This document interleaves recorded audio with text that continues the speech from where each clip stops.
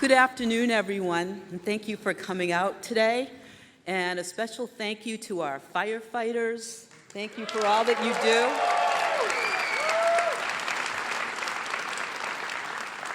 So my name is Melanie LeVake.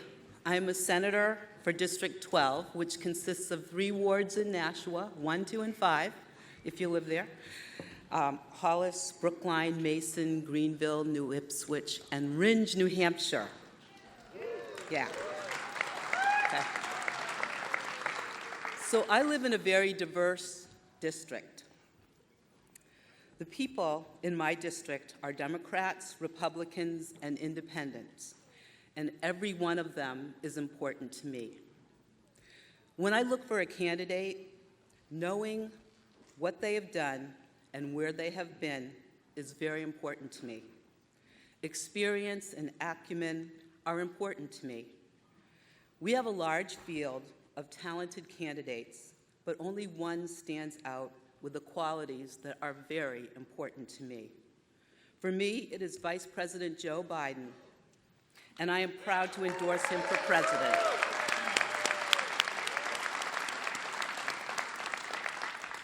Vice President Biden is a proven leader. He's a statesman and a fighter when he needs to be. He is a man who has shown us who he is and what he has done.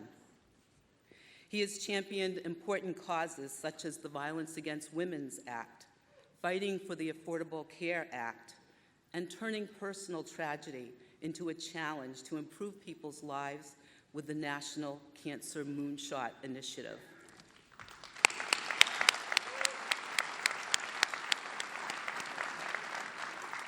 I believe that it is Joe Biden who can move our country forward together and will engage the many brilliant civil servants who work tirelessly to restore faith in the promise of America and our democratic institutes. The leaders we elect now will determine our nation's trajectory for the next 10 years and beyond. This is a critical moment, and we must choose leaders who will bring us together and to ensure that we build a path to the future that is inclusive and prosperous for all of us. Leaders that are committed to fight for our shared values, like affordable health care, like action in climate change, and repairing our standing on the world stage. This election is too important to sit on the sidelines. If we want to live in a democracy, we must fight for it. That starts with electing a leader who we can be proud of and who will work tirelessly for all of us.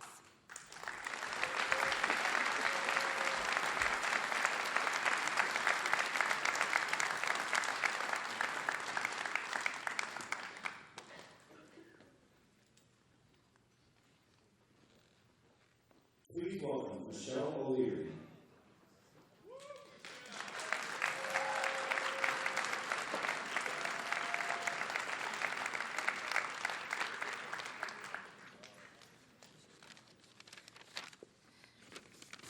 Boy, my high school basketball games never drew crowds like this. Hello, we're down to the wire now. Welcome, thank you so much for being here today. I am Michelle. I'm an overworked school psychologist, a Granite Stater, and a proud mom of 2 amazing boys who are one of the many reasons we are standing with Joe Biden today.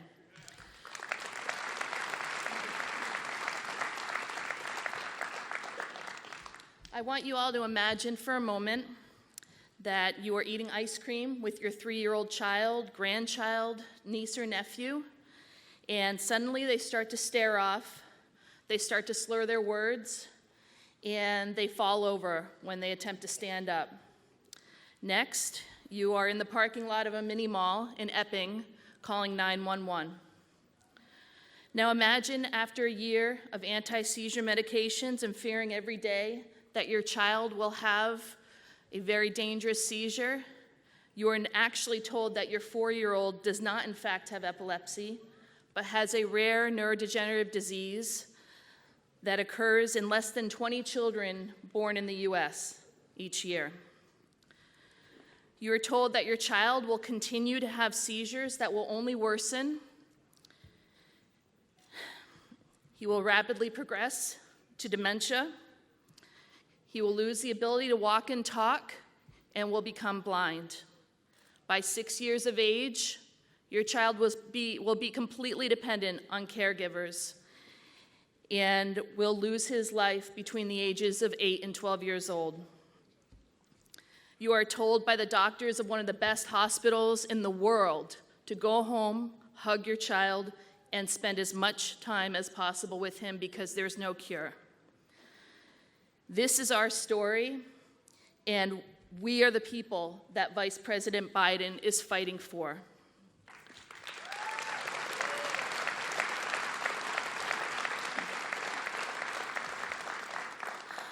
We were blessed to get our 4-year-old son into a clinical trial, which actually led in a short period of time to an FDA-approved treatment, first ever for his disease of CLN2, a form of Batten disease. We are still fighting for a cure, but at least now we feel like we have time. Our son goes in for costly biweekly treatments.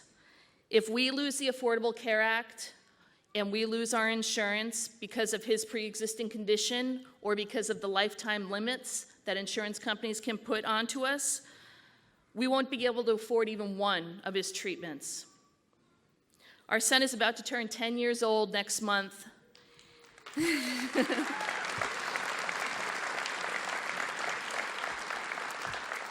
And he is going to be the first child ever in the U.S. with his form of Batten disease that is still walking on his own and talking.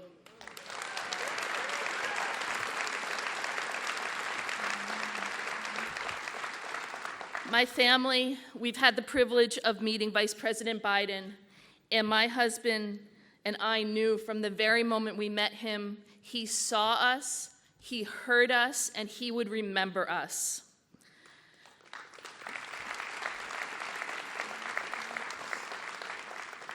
He is not concerned about his own agenda. He's not about making change just for the sake of change. He is all about fighting for families like ours and all of yours. No matter what the situation, Vice President Biden is fighting for Americans. And it's not because he has to, it's because that is a part of who he is.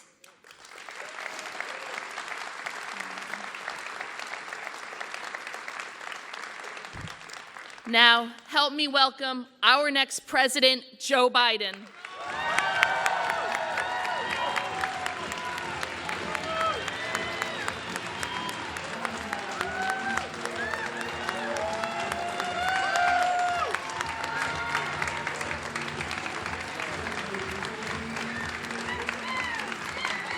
Whoa, hello everybody.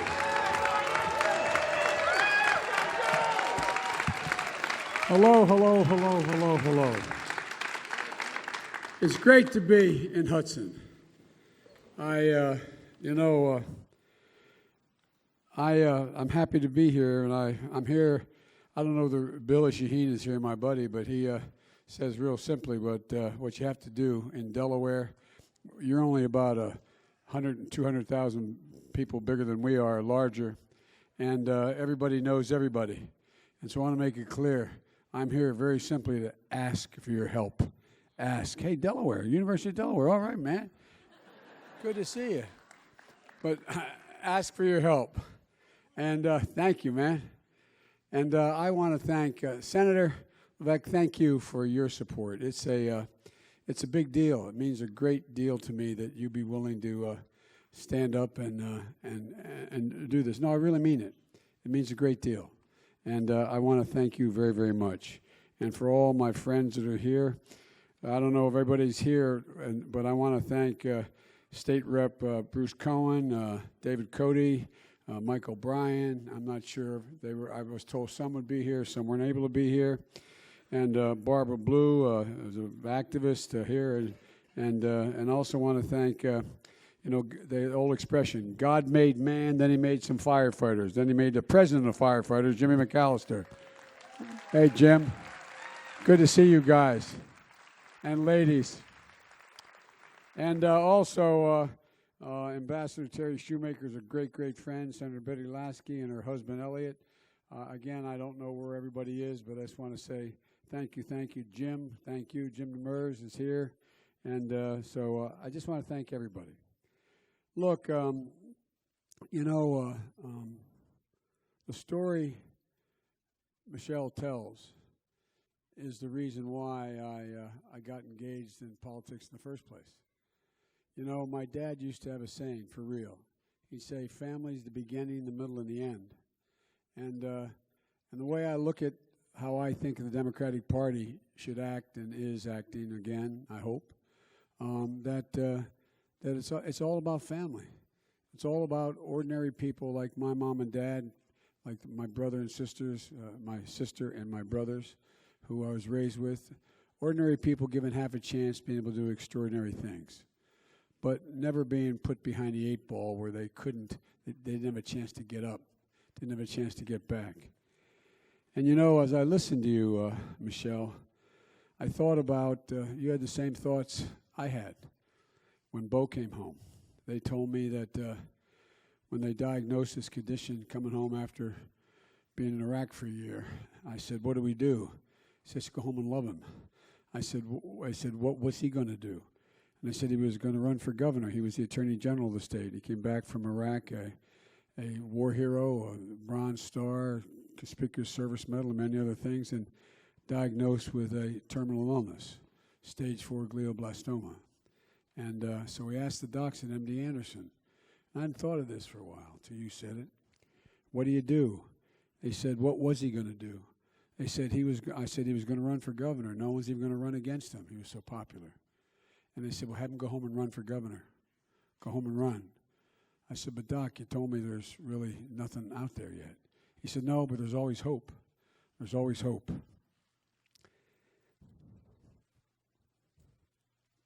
And I do remember, Michelle, you brought it back, that thinking to myself that without the Affordable Care Act, what would have been able to happen, no matter what insurance I had, that they gave him just months, and he outlived the time. He lasted 14 months, and a lot of pain. And I kept thinking to myself, for real, what the hell would I do if, in fact, the insurance company we hadn't changed the law, and the insurance company could come in and say, you've run out of your coverage now. Live the last 6 months of your life in pain on your own. A lot of people face that. A lot of Americans all over the country have gone through things like that. And you know, it's not, I don't mean it's about me. I had a lot of help. I don't mean to, people have gone through a lot more than I've gone through. And without the kind of help and family and friends that I had. But I just want to make it clear that, one of the reasons why I feel so strongly about protecting and expanding Obamacare is because I've watched my own family, how it works. And how many of you in here have lost someone to a terminal disease, particularly cancer, a loved one? Raise your hand. Almost every audience I ever speak to in the country, you know it. That's why I started. That's why the president allowed me to run a thing called, when we decided we were going to focus on cancer, on what we're going to do. And that's why after I got out, I've started the Biden Foundation on Cancer to deal with it, because there's a lot of things we can do. We can change many of these 204 strains of cancer that exist out there and do chronic diseases. We can cure many of them. We got to invest the time and money. But most of all, what I found, and you found, Michelle, is you got to have hope. You got to have hope. And it does spring eternal, because every day they're finding cures for diseases that are not anticipated would happen. But it happens. It turned the corner. And so, folks, the thing I care about and like about Michelle, beyond her tenacity, she's also a school psychologist. And she knows that there's a number of, we now only have in America one school psychologist for every 1,507 kids. All the experts say you need at least one for somewhere between 500 and the high number 700 kids, because they can pick out everything. And we need more school nurses. We need to double the number of school psychologists and school nurses, because they can detect things early on that families aren't able to pick up, particularly if you're in a low-income circumstance where it doesn't matter your color, your background, your race, but where a lot less money is spent in that school, where people coming from more distressed backgrounds economically. So that's why I doubled the number of money for so-called Title I schools, because you can detect in a kid, everybody has figured out, school psychiatrists and psychologists can tell you, it is not, drug abuse is not caused by, mental illness does not cause drug abuse. Drug abuse causes mental illness is caused not by drug abuse. It occurs. It causes drug abuse. And so when you can identify early on a kid, you can tell when they're 3, 4, or 5 years old, you can pick it up and you can help them with the anxiety they feel that results in behaviors that in fact are beyond their control. And so school nurses, I don't know how many of you have lived in districts where you have to make a choice between you're going to hire a few more school teachers, or you're going to hire a few more school nurses, or school psychologists, or social workers. Because, folks, here's what worries me the most about what's going on. What's going on now is we have a president who just doesn't think in terms of people. He doesn't think in terms of individuals. I've been all over this country and all over this state. The thing about you all up here in New Hampshire is you all basically know one another. You know your neighbors. You can sense when things are wrong. You can sense when things are out of control. You know, and I think what's happened is the American character, the very character of this country, is on the ballot today. It's going to be decided in 2020 in November. It's about who we are as a people. What do we care about? What are the reasons why we're doing what we're doing? What are the laws we're seeking to pass? What's the purpose of them? How much are they going to cost? And are you going to be able to get it done? Well, folks, as I've gone around this state and around the nation, working on rope lines and people coming up to me. I was in Claremont about a week ago, I guess it was. And a guy walks up to me and says, "Can I talk to you?" And he was very nervous. And I said, "Well, yeah, why don't you, I'll go through this rope line, say hello to people." And I had staff take him in the back. And I walked back with him, and he was shaking. He said, "I'm going to lose my job. I don't know what to do. I don't know what to do. I don't know what to tell my family. We're not going to be able to live in our house. We're going to lose our house. What are we going to do? What do I do?" And I thought it was interesting. He asked me why he thought, what could he do? And I told him a story because I guess he had heard it. I said it before. When I was a kid, my dad had to make the same decision. My dad, I remember walking up what I call the longest walk a parent ever has to make, up a short flight of stairs, to tell their child, "You can't live here anymore. We got to move. Daddy or mommy doesn't have a job. You're going to go home and live with grandpa or grandmama if you have one. And it's going to take time." My dad made that walk in Scranton, Pennsylvania. And he told us, but he said, everything's going to be okay, Joey, because he believed it would be. He believed in those days, back in the 50s, that in fact, if he got just given half a chance, he could make it. As long as he moved to a place where there were jobs, he could do it. And he moved back to Delaware, where he lived when he was from 3rd grade to 11th grade. And he got a job. It took him about 3 years to be able to buy a house for us. But we finally got a house, a 3-bedroom house, 4 kids, and a grandpop living with us. And but it was okay. But he believed it today. How many of your neighbors who have had to make that long walk, or you know who made that long walk, or any of you have made that long walk, how many of you out there know them to be able to say it's going to be okay? They don't think it's going to be okay anymore because they look around. The working class is getting clobbered. The bottom's fallen out of the middle class. We're no longer the wealthiest middle class in the world. The majority of the people who are listed as middle class think their children will never have the same standard of living they will have. What's wrong with us?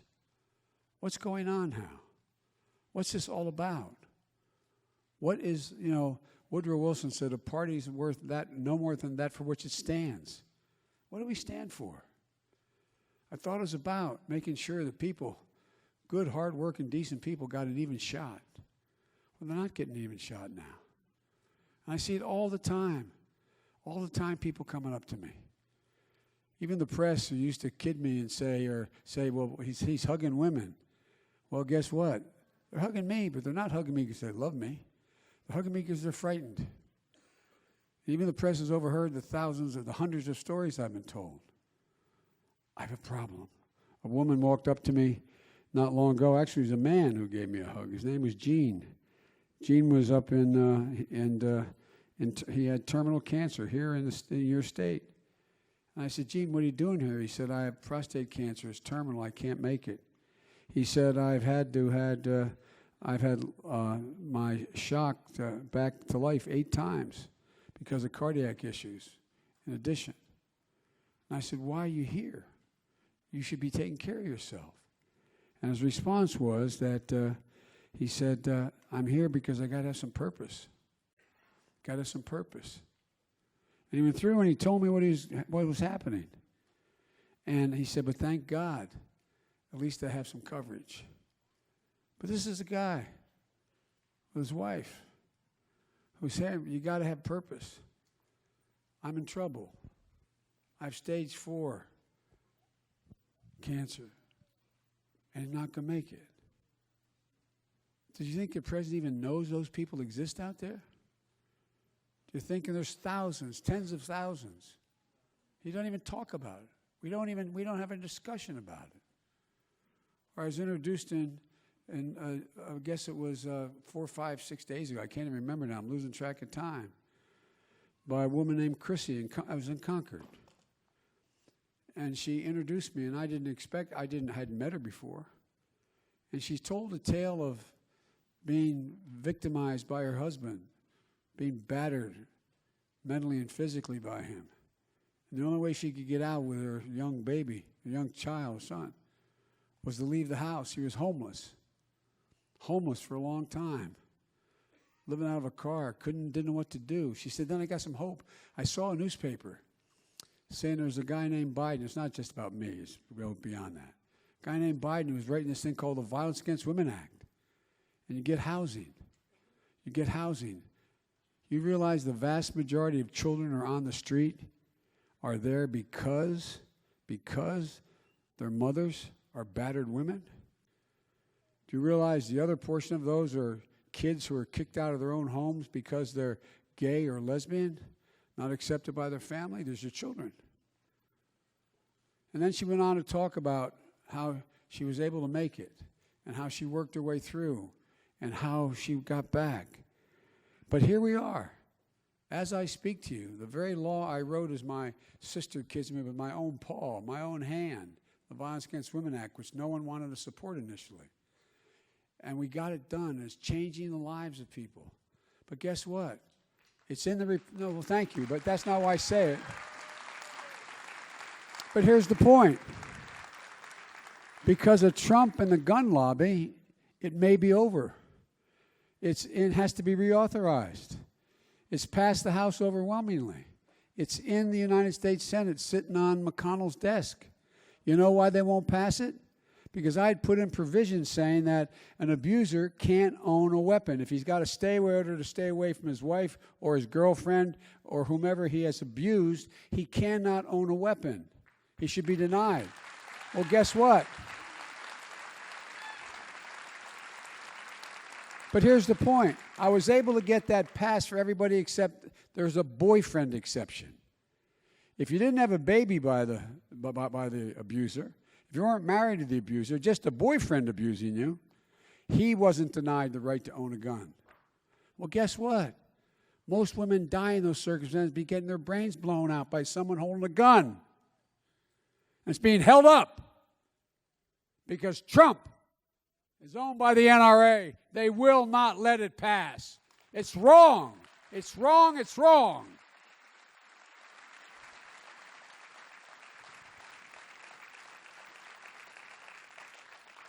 One more example. 2 days ago in Manchester, Actually, not 2 days ago, Saturday. It seems like 2 days ago. Saturday. Jill and my 2 young grandchildren, my deceased son's children, were up with me.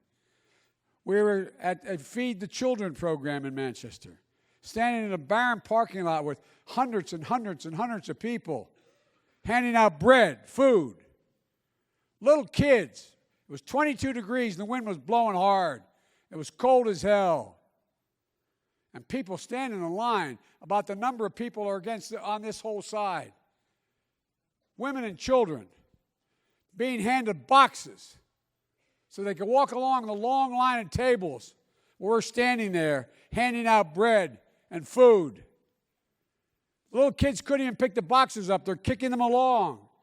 I remember saying to one, take an extra loaf. No, I don't need an extra loaf. I don't need an extra loaf. Someone that might need it. And this President of the United States, as I speak, is cutting SNAP food stamps. What in God's name is happening to us? This is the United States of America. And it makes me angry. The idea that in a country as wealthy as we are, you got kids, one of the organizers, they do it rain or shine. God love them, this Feed the Children program. They're incredible. And guess what? It was so cold, when one of the organizers came and gave me a cap, a stocking cap. And I looked at it and I saw this little kid, not any older than this handsome young man, in a sweater, no gloves, freezing. I'm thinking, what in God's name is going on? I did what you did. I gave the hat to him. But there's so much more. So much more needs to be done. And what are we doing? We're cutting food stamps? It's now called the SNAP program? Folks, there's so much wrong that's so easy to fix. You in New Hampshire, you know one another. You can feel the pain of your next door neighbor. You know it's happening sometimes. And you reach out. You're not distant. Well, folks, this election, America's character is on the ballot. The character of the people running is on the ballot. And folks, we got to take this country back in a bad, bad way.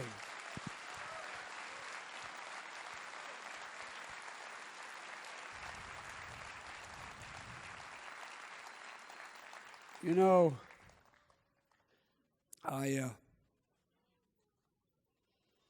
all these problems are within our capacity to solve without hurting anybody, without denying anybody an opportunity to make a lot of money.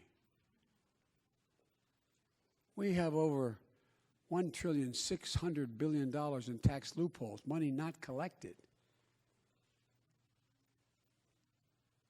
We give people breaks for racehorses. What are we doing? What are we doing? And folks, look, this isn't the America that I was raised in. Being led by a president who has no empathy, no compassion, doesn't demonstrate a shred of decency.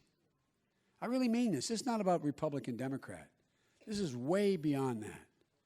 Way beyond that. When I saw Colonel Vindman being physically escorted, a hero, physically escorted out of the White House by guards, when I saw all those people, the high-ranking people that testified before the House under oath and answered honestly, no, Biden didn't do anything wrong. Biden's an honorable man, et cetera. They're all being lined up, fired. I mean, fired as we speak. Read the papers today. Listen to the news. Against the advice of all those political advisors. This is venomous.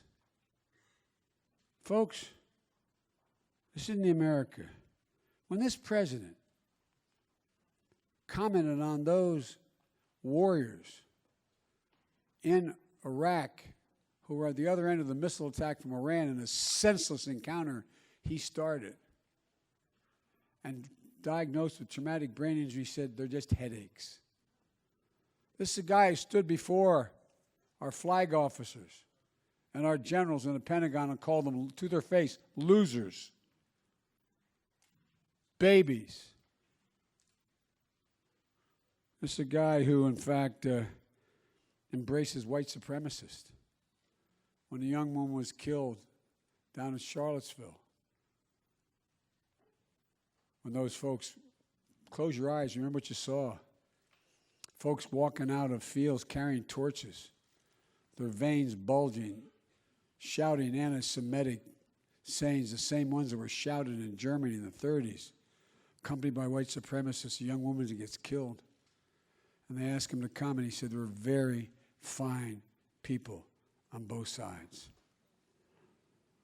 This is a guy who bows down to Vladimir Putin, says before the whole world, oh, I believe Putin. He had no reason to do anything in our election. Why would he do that after 18 intelligence agencies told him they did?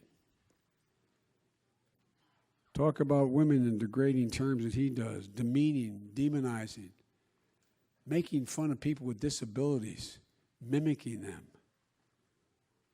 Look, this is the America I know. This is the American I believe in. You know, I know we talk about losing. Well, guess what? Like many of you, I've lost a lot in my lifetime. I lost a wife and a daughter in a car accident. I lost my son, cancer. But I'll be damned if I'm going to stand by and lose my country. It will not happen. Period, period, period. It will not happen. So, folks, it's time to stand up and get rid of the hate and the division. You know, I'm going to stop talking because I want to hear what's on your mind. I'll answer your questions. But, folks, there's nothing we cannot do if we do it together. I swear to God.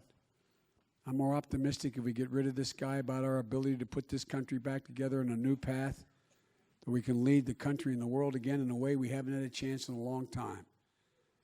But why don't I, as my mother was here, she'd say, Joey, hush up and take some questions. Anybody got questions, raise your hand. Do we have folks with mics around here? Well, I mean with, oh. Thank you for coming to New Hampshire to speak with us. I am undecided.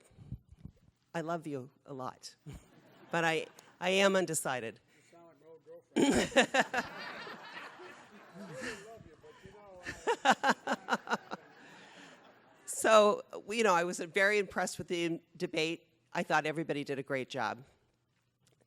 But I'm afraid that one of you cannot beat him. So I think all of you could.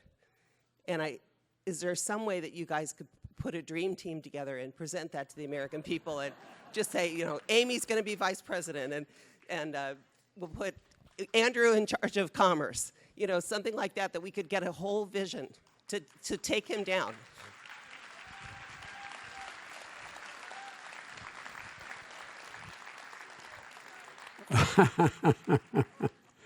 Well, there's two ways to be in the dream team: run it or be picked. Look, it'd be very presumptuous of me to tell you what I do, but I promise you that the only thing I know a lot about is the vice presidency, and I think you've seen, and literally the overwhelming majority of presidential and vice presidential historians in the last 3 years have said there's been no team that's been closer personally and politically than Barack and I have been. I mean, for real. I mean, it's not. But here, I say that for this reason. So I can tell you that there's only a couple things I can tell you for certain. And that is, if I'm your nominee and I become president, because if I'm your nominee, I will beat him. But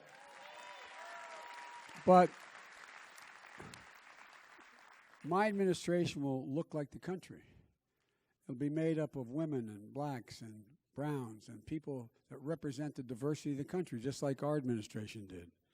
And there are at least 6 women I can think of at the top of my head who I wouldn't have a moment's hesitation in asking to be my vice president or the nominee. I can say the same thing for at least 4 leading African Americans that I know. And so the list goes on. But the one thing I do know that a president has to have and a vice president is a president has to have somebody, and this is why it works so well with Barack and me, who not only you trust, but with whom you're simpatico, with whom you agree substantively on all the major issues. Because the role of a president in the 21st century is not able to be handled by a single man or woman. They can't do it all. Too many things land on your desk that, in fact, require you to be able to assign significant portions to somebody else. You can't do it to a cabinet member. They can be enormously helpful. We had great cabinet members in our administration. But you have to have somebody who you can give presidential authority to.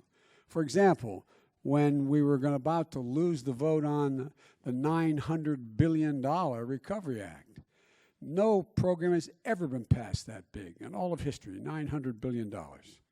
And I had made the mistake of writing a memo to the president of how I thought we should handle that when we had a private lunch once a week, and he took the memo and slid it back to me and said, "Okay, do it." It's the last memo I wrote for him. Anyway, but all kidding aside, remember he used to love at States of the Union addresses say, without telling me first, he'd say, "And now this $900 billion bill we're going to get passed, I'm going to ask Sheriff Joe to run it." And he thought that was really funny, you know. But here's the point. He didn't have the votes to get it passed, so he sent me, and I was able to change the votes of 3 Republicans, and we got it passed. And literally saved the economy. But it's not about me. He had the confidence in me to know he and I agreed and he could trust me to run the day-to-day operation. I spoke to well over 150 mayors, governor. I spoke to everybody as to how it had to be implemented. It wasn't just, you can't do it anymore and just say, have the bureaucrats, and they're all good, run it. So I would call for example, a mayor would say, "Mr. Mayor, you're going to get X $1 million to improve the lighting in your city and be able to hire back your teachers." And he said, "Great." And I said, "But you got to use modern lighting that in fact has significant greater lasting power and uses less energy." He said, "I don't like that." And he said, "But the law says I can do it." I said, "Let me tell you, if you do it, here's what I'm going to do. My word." I said, "I'm coming out and holding a press conference saying you're wasting money." He said, "You wouldn't do that." I said, "Try me." Well, guess what? They put it in. Or, for example, there was another one saying we're going to improve employment, and they said, "Well, I want to set up a Frisbee park." And I said, "No." He said, "I can do it." I said, "No, you can't." I said, "Because it doesn't pass the smell test. It's legally able, but you can't do it because I'm going to come out and do." And so we ran a program that had less than 0.1%, less than 1% waste or fraud. The largest program ever run. The point I'm making is not that I'm so good, but you got to be able to give somebody presidential power. I was able to hire, I was able to fire, I was able to task anybody in the administration to do what I needed to do. So that's the first thing for me, to be completely honest with you, in terms of if I'm the nominee picking a vice president, that I have to understand they're on the same page. There's a lot of other things they could do that they don't have to be not being vice president. For example, well, I won't get any examples, I'll get in trouble. But there's a lot of people who are running now. I wouldn't hesitate a second to ask to be part of a cabinet or to take on a high position in the White House. I mean, not a second. Not a second. And lastly is that, the next president of the United States is going to inherit a divided country. We're divided now, especially after the impeachment proceeding, and a nation in disarray, an international relationship in disarray. They're going to have to know on day one there's not going to be a lot of time for on-the-job training. But one of the things we can do is we can, in fact, first unify the Democratic Party. That's going to have to come even before unifying the nation. And if you remember, the beginning of this the beginning of this primary campaign, or this, including the caucuses, I was the guy always talking, well, we got to unify the party, unify the country. They say you can't unify the country. How many times you hear everybody on the first 5 debates, Biden, he doesn't understand these guys. You can't unify the country. You can't reach out to Republicans and get them to cooperate. Well, guess what? If we can't, we're dead. Because we need consensus to get anything done. And I've done it. And they say, well, Biden's done it before, but not anymore. He doesn't know this new Republican Party. I know them better than anybody. I've been the object of their affection for a long time. A long time. But we can and we have. Now everybody's talking about unity, thank God. If I've done nothing else, I've got the entire cast running for President of the United States, the Democratic side. We have to unify the country. Well, remember before, just 3 months ago, we can't unify the country. Biden's pipe dreaming. We can do this. We can do this, and we will first have to begin by unifying the party, and I believe we can do that, and I'm determined to do that.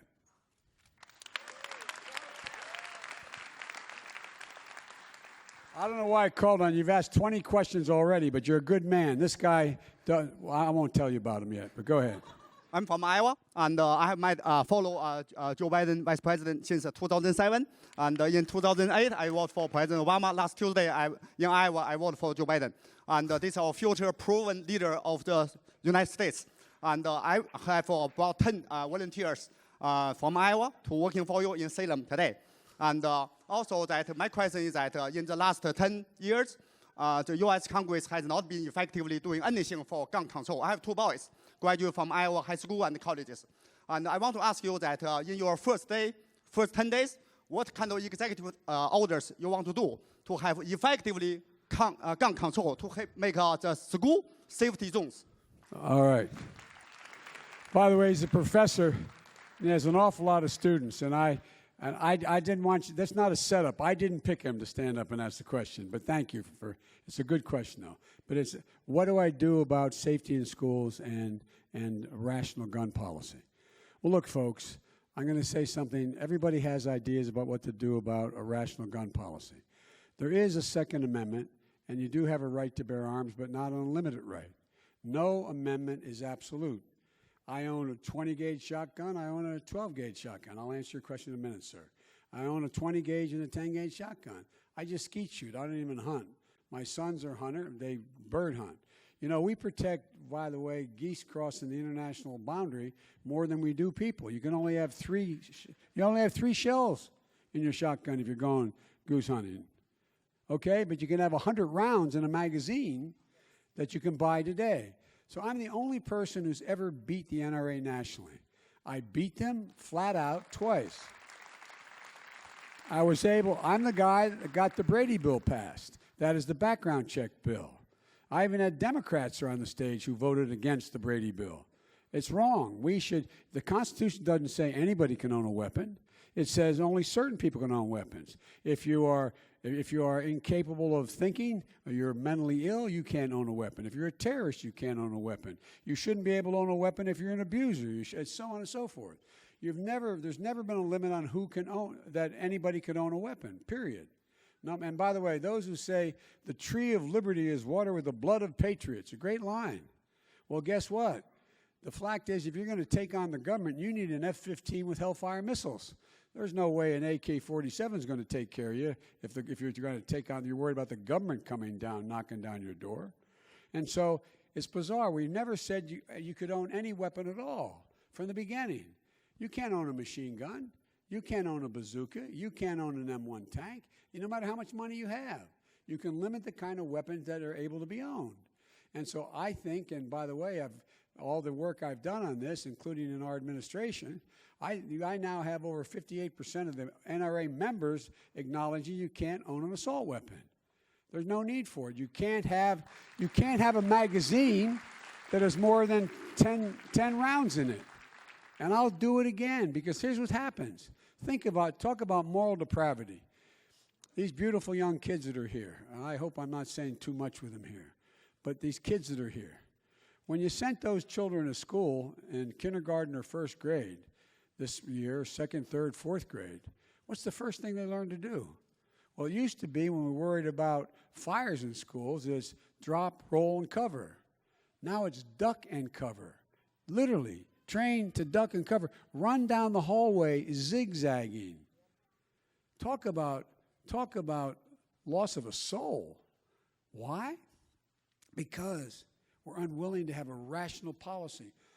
It says you cannot have 20, 30, 40, 50 clips in a weapon. I visited all those parents, literally, all those parents up in Connecticut when those kids were killed. And I visited the same, anyway, every mass shooting. And guess what?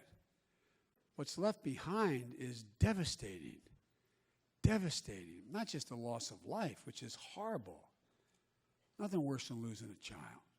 But in addition to that, the psychological damage that's done.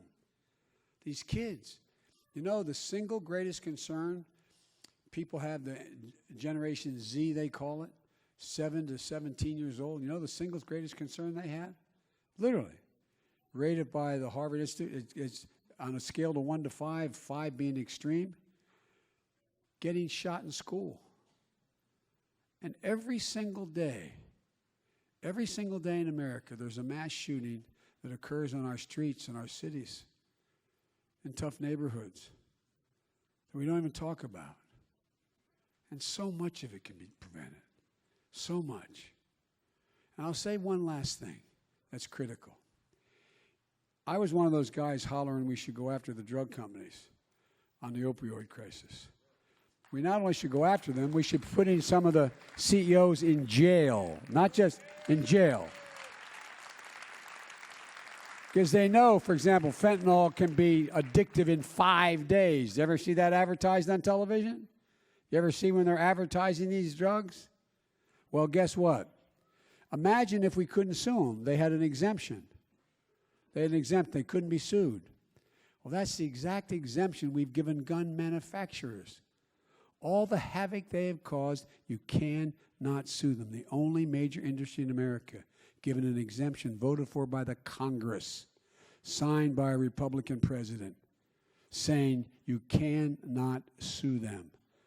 How many thousands of lives have been lost? Thousands of lives have been lost in the last 15 years to gun violence in America. And you know, by the way, you know what the single greatest cause of death from a gun is? Suicide. Suicide. And so, folks, I'm going to change that law. I'm going to work like heck to make sure that gets changed. Because one thing to get their attention is say, I'm going to hold you responsible for the carnage you're keeping. Sir, you had a question. Sure. Thank you for your service. You're quite welcome. It's my honor to do so. You got to hold it close, Dad. Okay. Well, first of all, on behalf of myself and my family and everybody here, please accept the condolences of everybody for your losses and Dr. Biden's losses that you've experienced. So many other people had greater losses, Dad, but thank you. You're very kind. Thank you for being here. I'm 92 years old. I want to see your license. I don't believe it. I don't have one.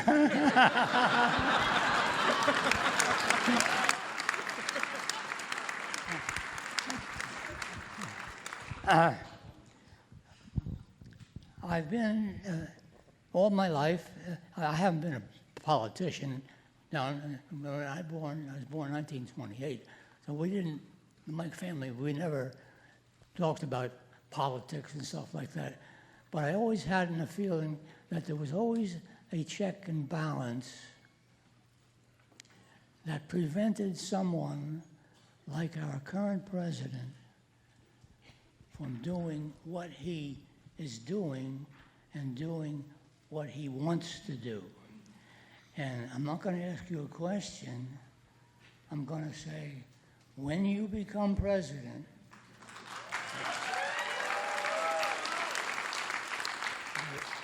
I want you to reinforce the checks and balances that prevent that from happening because I got scared a little bit a couple months ago when I said to myself, good God, this could possibly happen, and we're not going to let it happen. So from that standpoint on, sir, I appreciate it, and I wish you luck. Go Joe. Semper Fi, man. Thank you, thank you, thank you.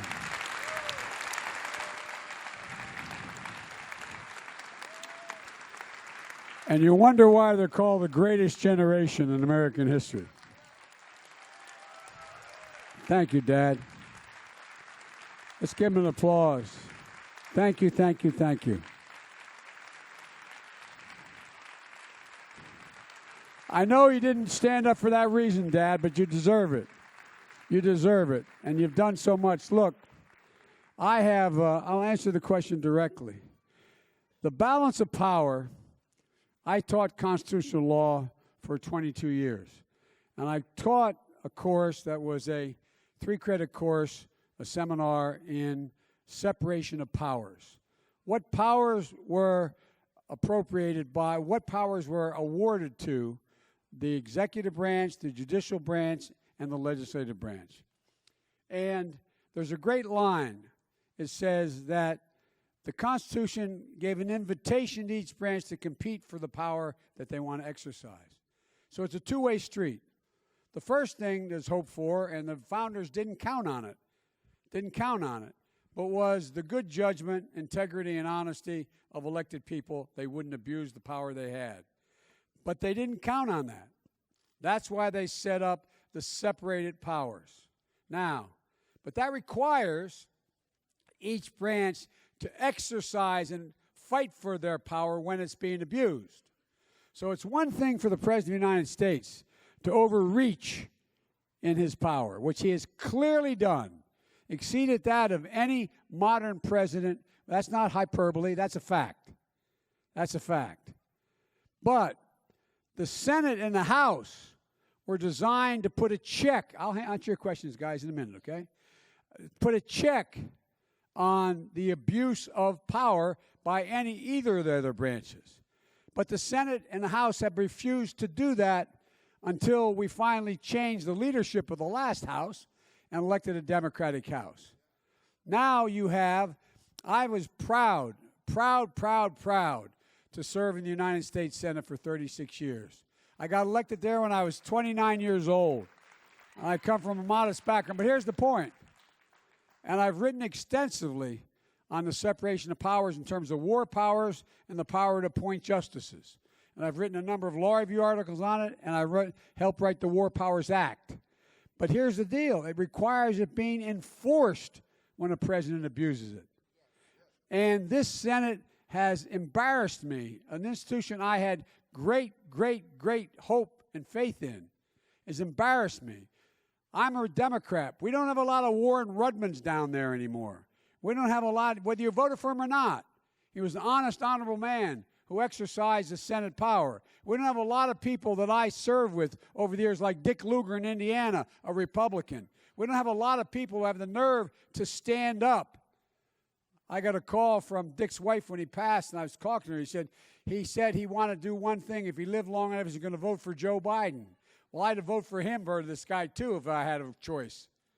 Look, they have to exercise the power given to them. And they could have easily have done it in this impeachment trial. But they withered because this guy has such an absolute venomous streak in him. They know he will go after them no matter what till hell won't have it, win or lose. That's not an excuse. That's not an excuse. But here's the deal. The Senate and the House have to exercise their power. That's why the single most important reason my wife wanted me to run this time for president, and she wasn't the one wanting to get into this to begin with, is because of the courts, what's happening to the federal courts, the Supreme Court. We're appointing people to the court through the Senate by this president that, in fact, who interpret the Constitution.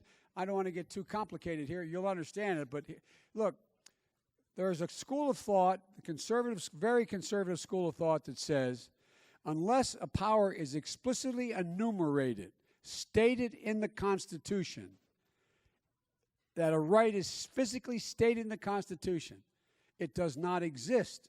It's not constitutionally guaranteed. It has to be legislated. For example, there's nowhere in the Constitution where it uses the word women. There's nowhere in the Constitution where you use the word choice. There's nowhere in the Constitution where it says things that, in fact, are obviously, clearly your right. That's one of the reasons why the founders initially didn't want to have a Bill of Rights. Those amendments called the Bill of Rights. The reason was they're afraid they'd leave something out and it'll be interpreted as not having meant to be protected in the first place. I don't want to turn this into a constitutional law class, but last point I'll make.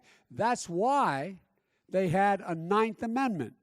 The Ninth Amendment basically says anything not stated here is retained by the people, a right retained by the people. And so what we have a court now that's saying, unless you explicitly state it in the Constitution, there's no constitutional statement about a right of a woman in the Constitution. We got a 13th Amendment on African Americans. But think about it. So we've bastardized, I mean this term in a literal sense, we bastardized the Constitution as it relates to the courts of late, as well as the United States Senate. And that's why my concluding comment is this. It's not enough for the next nominee of the Democratic Party to win and be able to beat Donald Trump.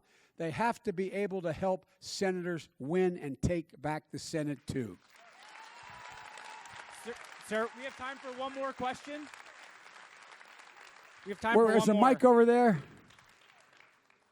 Well, there's somebody going to jump out of her sweater over there. That young man has a question, I guess.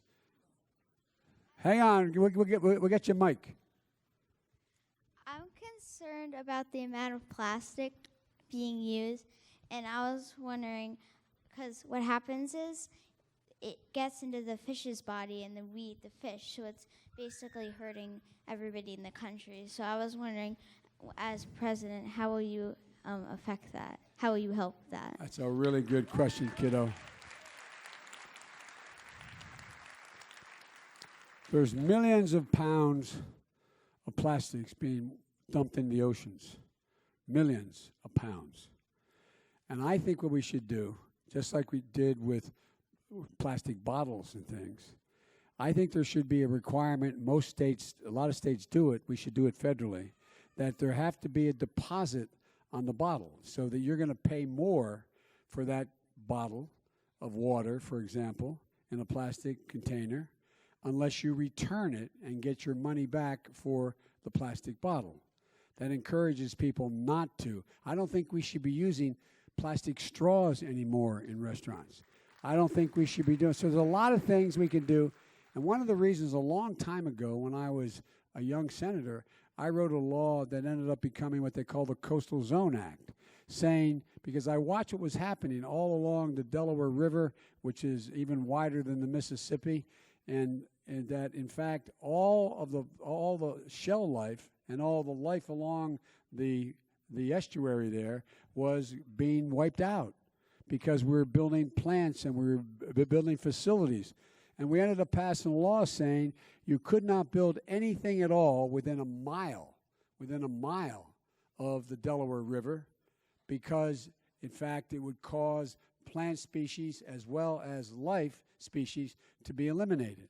We have a lot of problems now with the loss of an awful lot of plant and animal material that are in the waters as well as in the forest, in the air. The butterflies are dying, bumblebees are dying, and so and that means we're in real trouble. That's why the single most important thing we have to do is deal with the thing called climate change.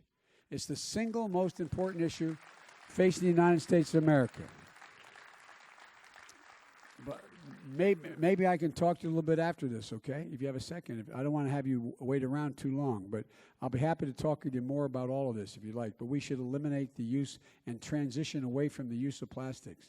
That's why an awful lot of supermarkets, now, are going back to the old paper bags or giving you canvas carryout bags that you bring in and you, in fact, get your orders in.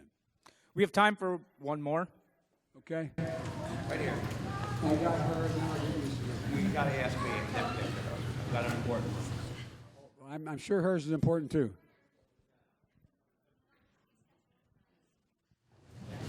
How quickly are you going to be able to undo all the stuff that Trump has done?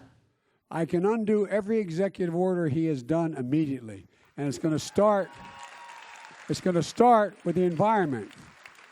Methane is a problem. Pardon me?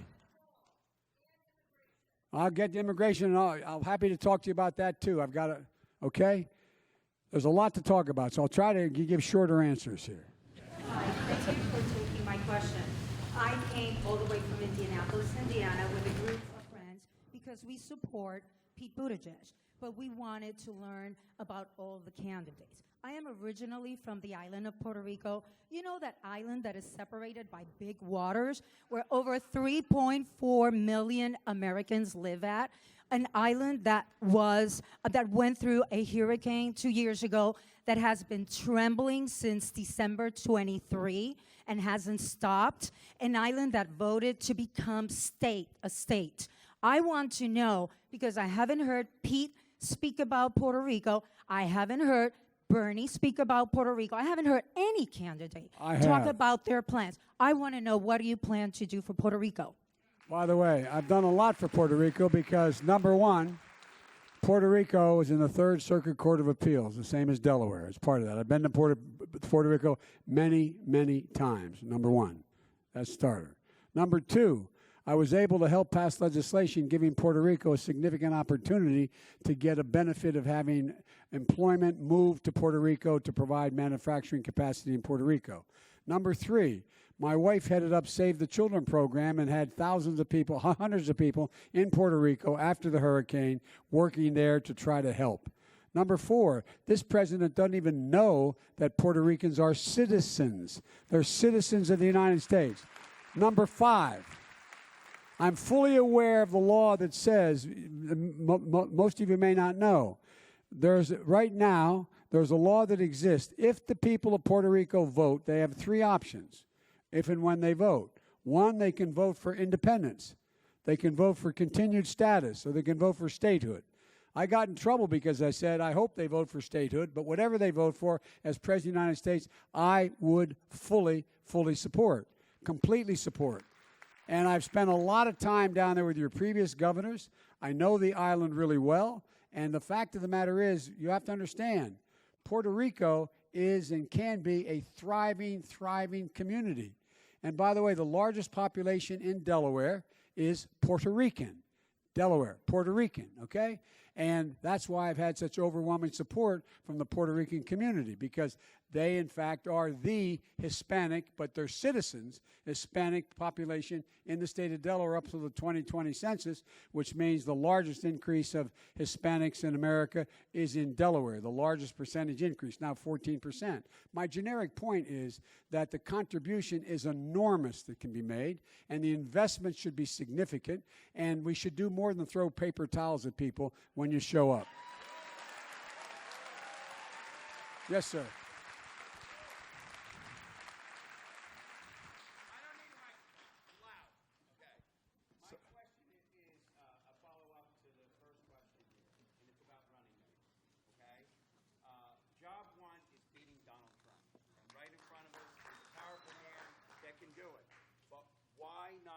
Our bets.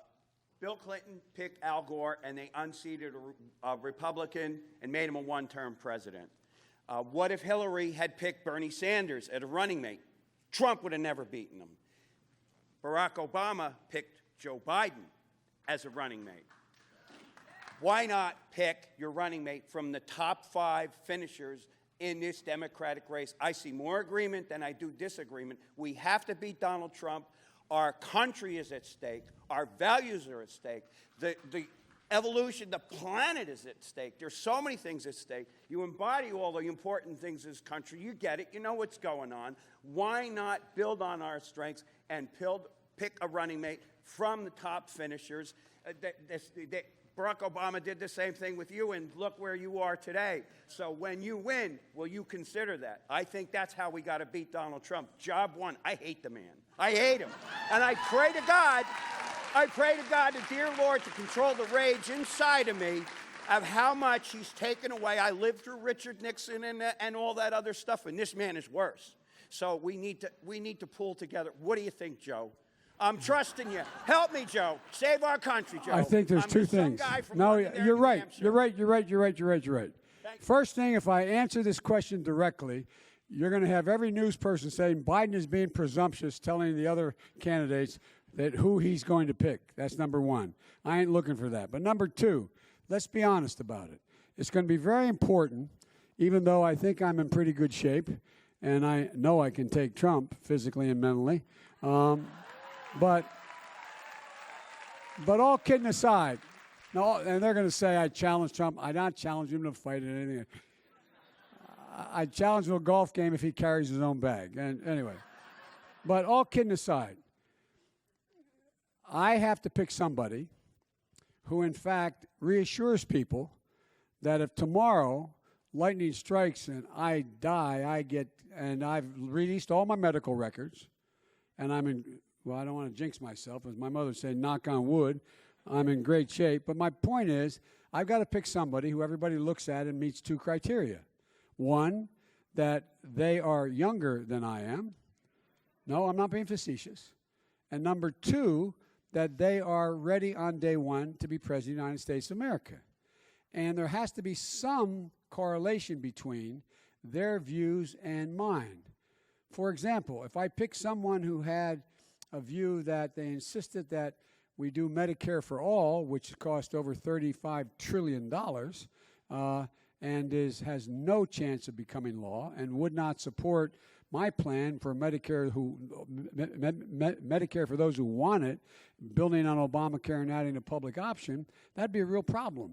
How do you do those kinds of things? But there are at least 4 people running that, in fact, are simpatico with where I am, starting with Indiana and starting with other places. I'm not, and don't read that as Biden thinks I'm getting in trouble here. Anyway. But yes, and there are a number of people who have run and have dropped out already, who are completely capable and competent to being a vice president or a secretary of defense or secretary of state or a national security advisor, et cetera. The one good thing that I do have that I will be able to announce is I have more major national security people, over 300 of them, with credentials, and both parties have already endorsed me. So I'm not going to have any problem filling the State Department and the Defense Department and the intelligence agencies, because these folks have overwhelmingly endorsed me, and they're ready to go. They're already working. I'm not being facetious, because you can't wait around till you decide you have the nomination and then start to figure out how you put a transition team together. I'm not being presumptuous. Please don't. This is complicated stuff, and you can read it the wrong way. But there is need to, in fact, not just to unite the party, because there's people of real caliber. And it helps if, in fact, you've already had a good look at them and you know what, in fact, who they are, what they can do, what they can't do. And I think that's a rational position. Thank you. Thank you.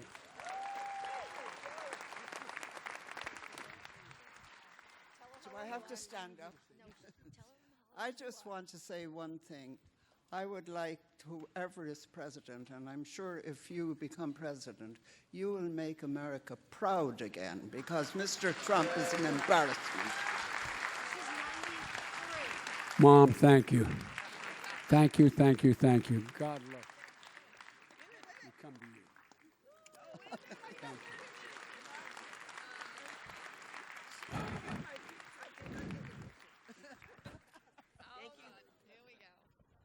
All right. Oh, my God.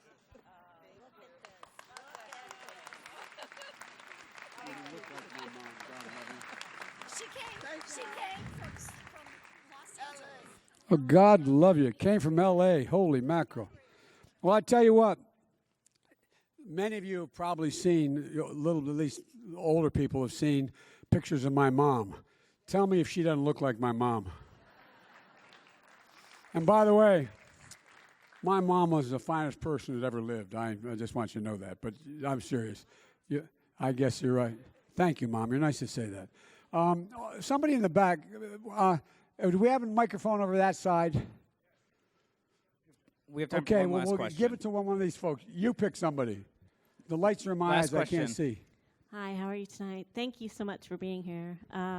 Just a quick question about how you feel about drilling in the Arctic Refuge. Totally opposed to it. Completely, totally Excellent. opposed to it. And I think I'm the only one, maybe not the only one running, who's been up in the Arctic Circle. Remember the great oil spill that occurred?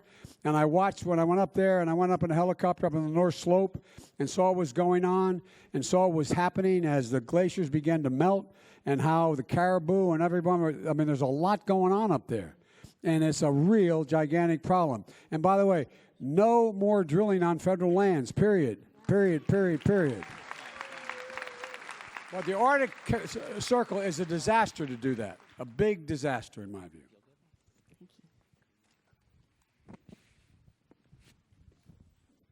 Last question. Well, let's take a couple more. I'm going to get in trouble. Hi, Vice President Biden. Thank you for being here. You and President Barack Obama really restored our image after the Bush years. Over the past 3 years, Donald Trump has left this nation unsafe. He's unfit to be commander-in-chief, and our image across the world is really down on the drain right now. Could you just comment on how to make us safer, return to the Iran nuclear ban and the Paris Treaty, and just our image across the world? Thank you. Well, thank you. Look, I'll do this real quickly. I said at the outset that next president is going to inherit a world in disarray. On day one, and this is not a criticism of any of the people who are running, okay? But on day one, I think if you, as we Catholics say when you go to confession, examine your conscience, if you actually or quietly think to yourself, on day one, the president-elect is going to have to be able to deal internationally. No on-the-job training. There's going to be no time for on-the-job training. It's not like any other time in modern history. And we're going to have to make sure that we're able to keep the alliances which are crumbling, put them back together again, number one. I've met every major world leader in the last 40 years, not because I'm important, because of the nature of the job I had. I had a job as chairman of the Foreign Relations Committee, and being in that committee for over 40 years. And that's not true, 36 years. But the point is that I also, one of the reasons Barack picked me was because my background in national security and foreign policy. And I know all of these people. And so one of the things that it's important, the next president's going to have to, the day he or she stands behind that podium or in front of that desk, is going to have to speak, and the world leaders have to know who that person is and understand him or her. And he has to demonstrate he knows them. He knows them. I know Vladimir Putin. He knows I know him. I also know I spent more time with Xi Jinping than any world leader has other than after we left office. And so I know these guys. And they know I know them. Barack used to always kid me because I'd always be quoting my mom or my dad to him about what they'd say. I'd say, all politics is personal, particularly foreign policy. You better darn well understand what the bottom line the other guy has or the other woman has. I don't expect anybody to voluntarily volunteer for the second editions of Profiles in Courage. You got to know where they are. You got to know what they stand for, good and bad. And so it's going to have, and the first thing the president's going to have to do, I'll just tell you what I'd do if I got elected and it was tomorrow the election and I was the new president. I'd immediately be on the phone, not a joke, with our NATO allies saying, we're back. We keep our commitments. We're back. Not to go to war, to keep us from going to war. I would be on the phone and letting Erdogan, who I know as well as any world leader because I've spent as much time with him as anyone in Turkey. He's become an autocrat. He represents a democracy. He's become an autocrat. And what you have to do is you have to understand this is what we're going to do now. The game has changed. I would be on the phone to Abe in Japan, who I know well. I would be putting back together the alliance between South Korea and Japan and Australia because we need to. So I really mean it. These are things that I've done my whole career. And it's not because we're looking to go to war. We're looking to avoid going to war. Folks, look, the next president of the United States is going to have the ability to put together coalitions like I was able to do at the request of the president of 60 nations with very few American forces, special forces, to beat ISIS and prevent the caliphate from forming in Iraq and Syria. And what we did, you saw what this president did. He went ahead against the advice of his generals, against the advice of everyone in his administration. He made a deal with Erdogan of Turkey, withdrew our troops along that buffer zone. We had 10,000 Kurds were killed defeating ISIS. ISIS was coming for us. Remember what he said? He said, if in fact, this is what Erdogan said, in fact, if you put any sanctions on me, I'm going to let these people come through into Europe. Great ally, right? Well, look, what happened? Again, close your eyes. Remember the scene when all those Kurds, I can't, the number's classified, but it's fewer than 5,000 special forces were pulling out. You saw them in their vehicles pulling out. You saw those women holding up, the Kurdish women holding up their babies saying, don't leave, don't leave, don't leave. What happened? You saw our military women and men with their heads down. They weren't going, go away. They were like, they were ashamed. Who's going to trust us? We made a sacred commitment to them and 65 other nations that were helping us do that. Who trusts us again unless we reassert our commitment? Barack and I knew the value of NATO. It was to prevent wars, not to start wars. And guess what? This president treats NATO like it's a protection racket. If you don't give more money on such and such, then we're not going to keep Article 5. Article 5 is a sacred commitment. It says, if one is attacked, it's an attack on all. That's why Russia doesn't do anything. So, folks, it's about preventing war. Preventing war. And it can't be something that's one-off. You've got to understand, and those other leaders have to know you. And I don't care how smart or brilliant you are, how good you are. You have to build relationships. You have to have relationships to get this done and get it done quickly because there's no time to wait. I tell you what, if Barack Obama was not the President of the United States I won't go into that.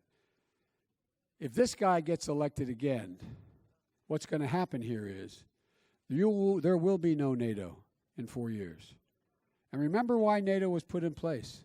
NATO was put in place not just to keep a Soviet invasion of Western Europe from happening. It was put in place so you had 28 nations and no one nation could get so powerful that it overtook other nations. How do we get into those other world wars? We got into world wars because a European nation decided that it was more powerful than all the other nations, began to flex its muscle twice. That's how it happened. So what's this guy do?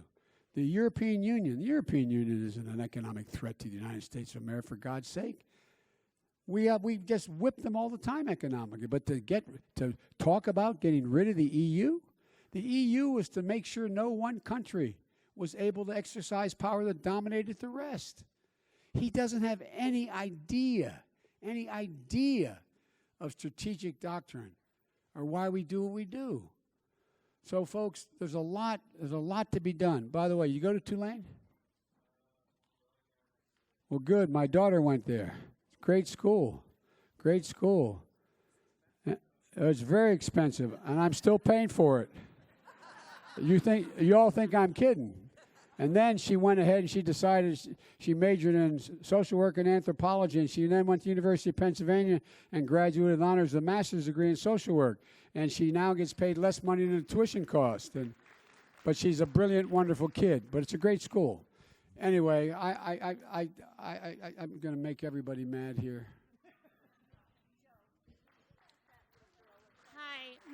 Hi, my name is Catherine Nestor. Put her hand up. Well, come on, honey. What's your question? Hi, my name is Catherine Nestor. My dad and I would like to thank you for the Affordable Care Act and for the mortgage lending because that saved our house and it saved my life multiple times. So thank you so much. God love you. Thank you. I owe you my life multiple times over. But I also wanted to ask you about what you plan on doing for people with disabilities. I have multiple chronic illnesses, both physical and mental, and I'm on the autism spectrum. A number of things. First of all, I'm really proud of you. God love you being able to stand up and ask that question and do it. Really and truly. I really mean it. Thank you. I can say three things, and I'll do it quickly, and then maybe you and I can talk afterwards and go into more detail, okay?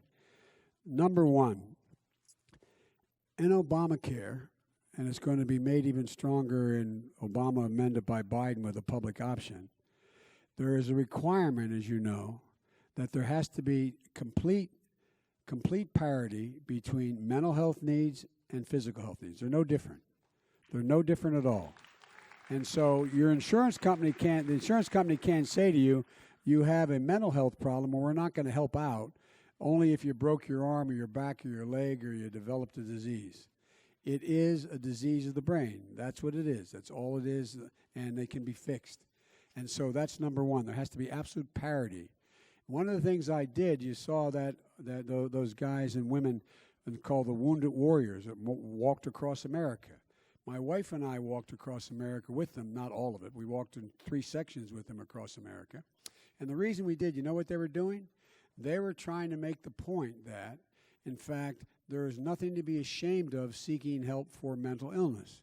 Because today, many, many people think it's they don't want to acknowledge. I'll get you, I promise you, okay? And why don't you come out here, because they're going to be worried if I don't get you, and then you'll be the last question, okay? All right, but hang on a second. And so that reason we walked with them was that, for example, in the United States of America right now, we have an awful lot of people coming home from war who are, I carry a card with me every day, and it is my daily schedule. Look what I have on that black box in that schedule. What's it say? Unless you need your glasses. It says Daily U.S. Troop Update. What I make sure we check every single morning is the number of women and men killed in Afghanistan and Iraq and the number wounded in Afghanistan and Iraq, because every single one of those fallen angels left behind a community.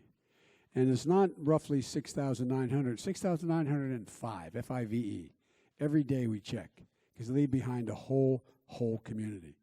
But secondly, what's not on here is 300,000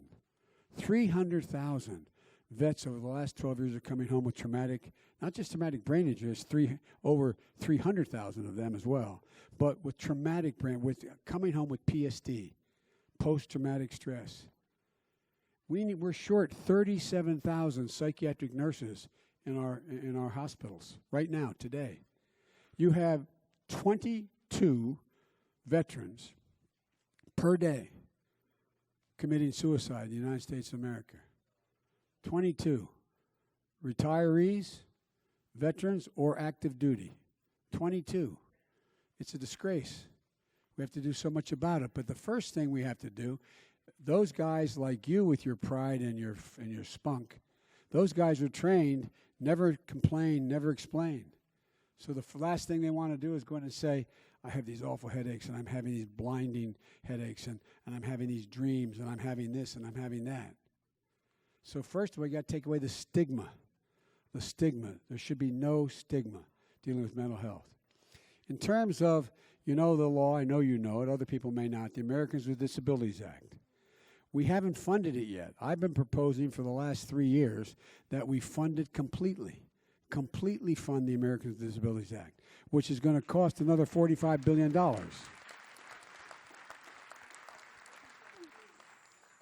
Pardon me? What that does, it makes sure that all the needs of people with serious disabilities have access to the help they need, and it gets paid for. Not by them, but by the government. Paid for by the government.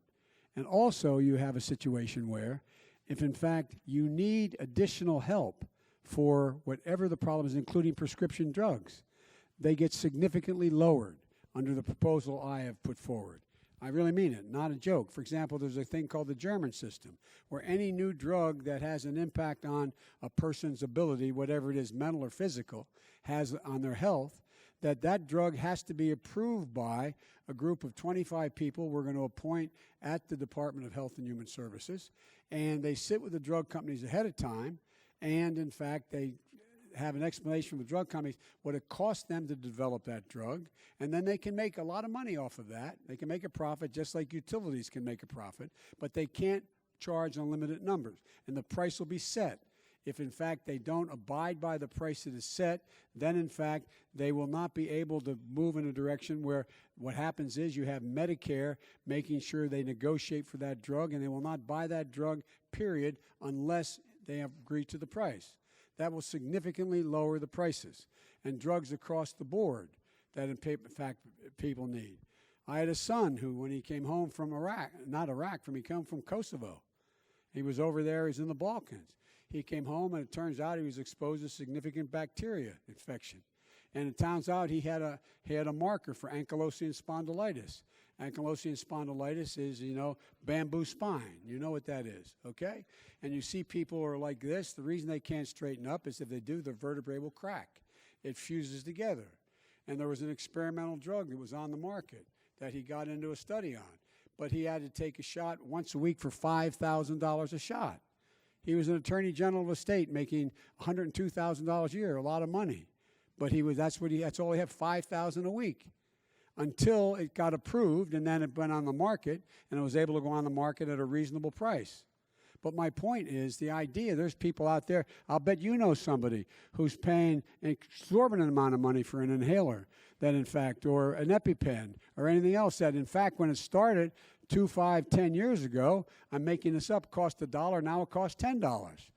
And under my proposal, you'll not be able to, and Republicans will vote for this, that in fact you cannot increase the price of a drug that's authorized beyond medical inflation unless you can prove something fundamentally was different and you invested in it to make it more effective. There's an awful lot more to talk about here, but the point is that it is critically important that we engage in and provide for the needs of people who in fact have disabilities and also have mental health problems. It's overwhelmingly in the country's interest. Everybody's better off, including a program we put together for employment that, in fact, for people who are able to be employed to the degree they're employable. There's ways in which, because everybody wants to contribute. Nobody wants to just be given anything. They want to contribute. And you can, and you obviously already are. Again, there's a lot more to say, but if I don't get this young man here, I'm dead, and my staff's going to kill me because I'm keeping all of you so long. Hi. Hi. I met you in Derry, and I wanted you to ask Trump weaken the Endangered Species Act. Would you strengthen it, and if so, how much? Well, God love you. That's a great question, isn't It's it? a great question. Here's the question he said. Trump, he met me in Derry, and Trump, you came twice. God love you. That's all right. Hey, man. And he's weakened the Endangered Species Act. Would I change that? And if I'd strengthen it, how would I do it? The answer is I would, in fact, strengthen it. And the reason why we strengthen it is the whole ecosystem depends. For example, I talked to you a little bit, just to give you an example. If, in fact, the crustaceans along the rivers aren't there and they can't eat other species that are there and they then can't get eaten by the fish and so on, it's a whole chain. If you interrupt that chain, then in fact what happens is you don't just kill that species, you kill other species. So the Endangered Species Act is overwhelmingly critically important for all species, including the human species. And so way back when I was a kid in the United States Senate, I worked very hard on the Endangered Species Act. And one of the things we know about, for example, there's sort of, Mom will explain to us later, there's an old expression, you come from a mining town like Scranton where I was raised, about a canary in a coal mine. Well, what that means is that there's a lot of methane gas and things that are in coal mines, and you put canaries down there because you don't hear the canaries chirping away. It means the methane kills them. You can't smell it. You don't know what it is. So there's a canary in a coal mine idea. But there's a lot of canaries out there, figuratively speaking, for you adults. And it impacts the entire ecosystem and the entire food chain, for real. Look what's happening now. You have, with global warming, you ever go north here in your magnificent state? I was just out in Idaho as well. All those beautiful green, tall evergreens. They're kind of getting brown, aren't they? Well, why are they getting brown? Well, not just because it's getting hotter up there, because you have beetles and species now that are eating up that material, the green. They're going to kill all of that, that fauna and flora. So the point I'm making is it's all connected. This guy thinks everything can be sort of segregated, like he wants to segregate people. And back to your question, ma'am, immediately what I would do is I would get rid of all the cages, no family separation, no, I mean it. And actually send an immigration bill to the United States Congress today for a path for citizenship for the 11 million undocumented, as well as making sure that DACA children are American citizens. They are already there. And I would not be deporting anybody other than arresting them for any reason other than commission of a felony in this country, a felony. And I would not have the people who go back to school be the ICE agents. You would not be able to hang out outside, and I mean this sincerely, outside of doctors' offices, outside of Mass on Sunday, arresting people coming out. The carnage that is occurring and the mental illness and the anxiety created by all those children worrying they're going home and their parents not going to be there. They're going to walk out of church and the mom's going to be arrested because she's undocumented. Look, folks, right now, and I'll end with this. I really will end with this. You have so many good questions, though. I'm embarrassed to leave you without answering them all. But here's the deal. Right now, for those of you who are worried about immigration and all the stuff you heard about, this guy is just, think what he did in 2018. He kept showing the invasion is coming. The invasion of these rapist Mexicans, the invasion of all these folks coming from Central America. At the same time, he cut off the $740 billion I was able to get Republicans to vote for to make sure that, in fact, we changed the circumstance on the ground so people didn't want to leave in the first place. They leave for a reason. But here's the deal. If you think about it, where we are now is that you have so many people in grades kindergarten through 12th grade throughout the United States of America. 24 out of every 100 students is Hispanic, is a Latino. 24 out of every 100 students. Now, I don't care whether you have a prejudice or not. If you don't think it's an overwhelming interest of the United States of America for everybody to see to it they're educated and integrated into society, if you don't think that makes sense, then you are, as my mother would say, biting your nose off to spite your face. It's ridiculous. We should be investing.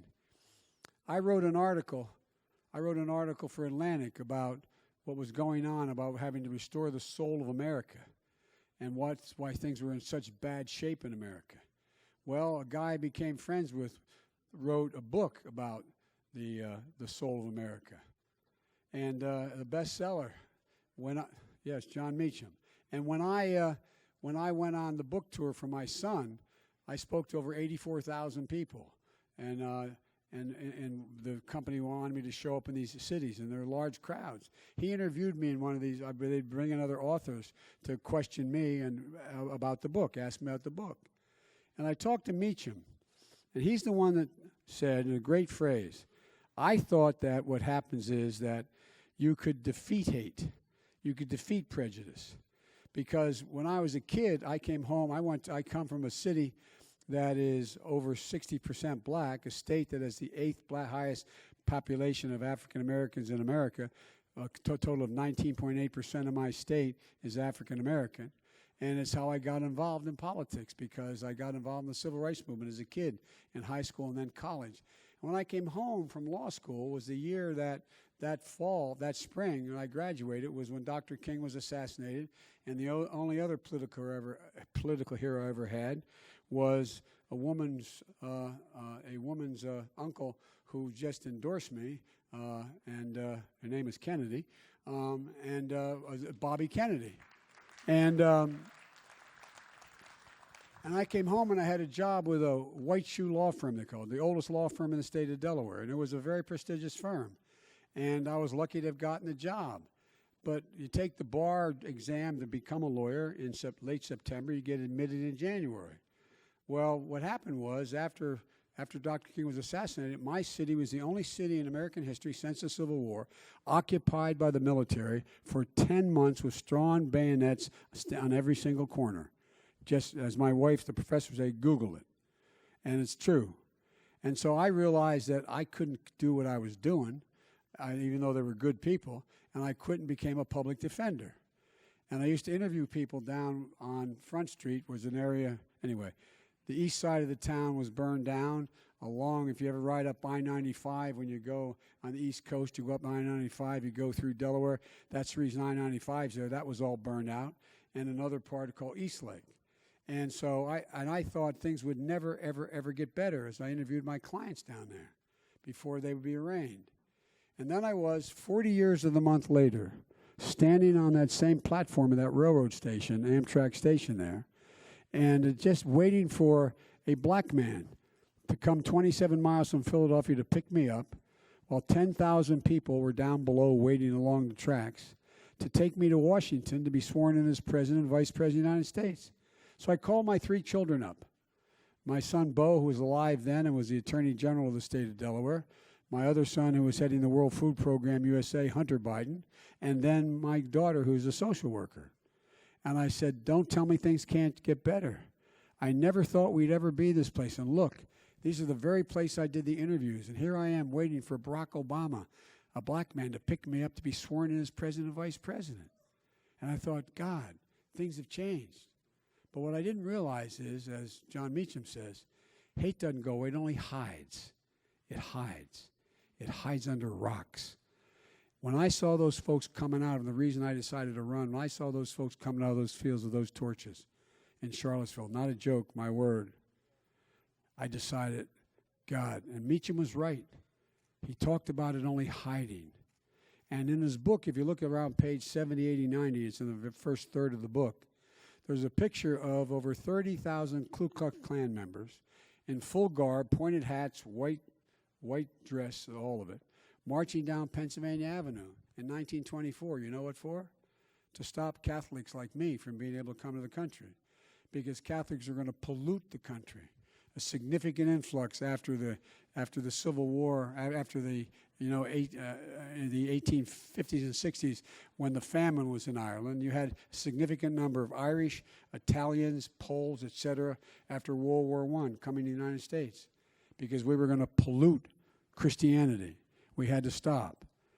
There were then 37 members of the House of Representatives who were open members of the Ku Klux Klan. There were, I believe the number was 7 members of the United States Senate. And Meacham makes the point.